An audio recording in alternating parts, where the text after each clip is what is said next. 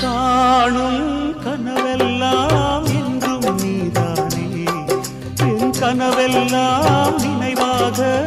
ஆவா கண்மணியே வீசும் காற்றில் பூசாயானே உன்னை எங்கோ மனம் பேச உள்ளம் நொந்தேனே நாம் ஒன்று சேரும் திருநாளும் உருவாகும்